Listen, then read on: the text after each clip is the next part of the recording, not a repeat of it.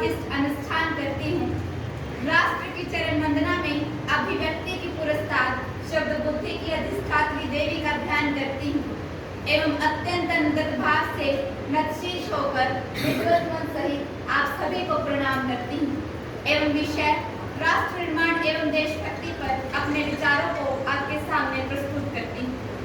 एक राष्ट्र का निर्माण लोगों के उस समूह से होता है जो एक निश्चित भौगोलिक भूभाग में रहते हैं और एक सामान्य निर्धारित कानून प्रणाली का पालन करते हैं।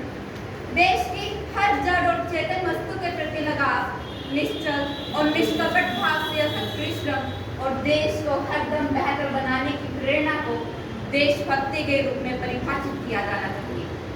अगर हम ऐतिहासिक पृष्ठभूमि पर नजर डालें तो ऐसे असंख्य उदाहरण पाएंगे जिन्होंने आवश्यकता पड़ने पर राष्ट्र निर्माण रूपी यज्ञ में अपने आप को आहुत कर दिया। राष्ट्र प्रेम की भावना हम हिंदुस्तानियों के दिलों में हमेशा से रही है और निसंदेह हमेशा रहेगी।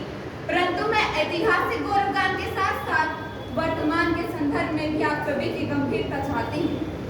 आजादी के बाद राजनीतिक एकीकरण, एकता और अखंडता जैसी अनेक चुनौतियां हमारे सामने थी, परंतु हम सभी ने उन चुनौतियों का यथासंभव हल निकालने में भी सफलता प्राप्त की। इन चुनौतियों से पार पा लेने के बाद भी व्यक्तिगत तौर पर मेरा मानना है कि हमारी सांस्कृतिक, राजनीतिक, पारिवारिक, धार्मिक श्रद्धाएं और मान्यताएं भिन्न भिन्न हो सकती है, परंतु राष्ट्र प्रथम की भावना कभी गौण नहीं होनी चाहिए। अगर मैं वर्तमान के संदर्भ में राष्ट्र प्रगति की बात करूं, तो भले ही आज हमारे देश का नाम दुनिया के ताकतवर देशों की श्रेणी में अग्रगण्य हो, परंतु हमने राष्ट्र के रूप में एकात्म प्रगति प्राप्त की है। क्योंकि जब अच्छे से पढ़ लिखने पाने वाले मराठी बच्चे ने बल्ला थामा, तो हमने दुनिया को सचिन तेंदुलकर दे दिया और एनडीए की परीक्षा पास न कर पाने पर भी बिखरी जुल्फ वाले missile man of India doctor APJ Abdul Kalam हमने दुनिया को दिया, परंतु राष्ट्र के रूप में हमने प्रगति नहीं की। 1945 के परमाणु हमले के बाद अपने अस्तित्व की लड़ाई लड़ते जापान का उदाहरण हमारे सामने है, जिसने परेशानियों के भंवर से निकलकर राष्ट्र के रूप में प्रगति की है और यह सब कुछ संभव हो पाया केवल और केवल उस देश के नागरिकों की देशभक्ति के कारण।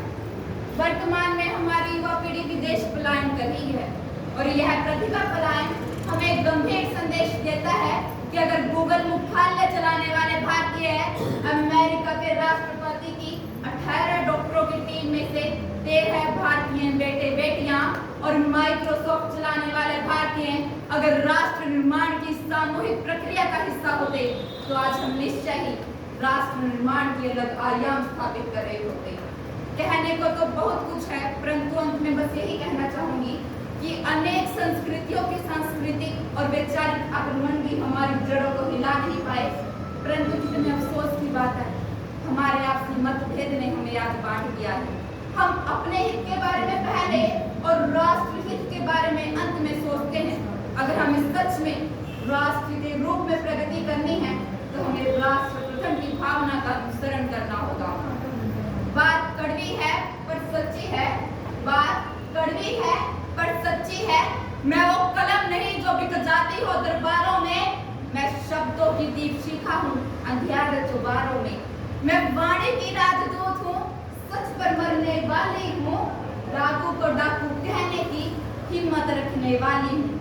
मेरी कलम वचन देती है अंधियारों से लड़ने की, राजमहल के राजमुकुट के आगे तक करड़ने की। उस कवि का मर जाना ही अच्छा है जो खुददार नहीं देश चले। मैं कुछ ना बोलूं, मैं ऐसी गद्दार नहीं देश चले। मैं कुछ ना बोलूं।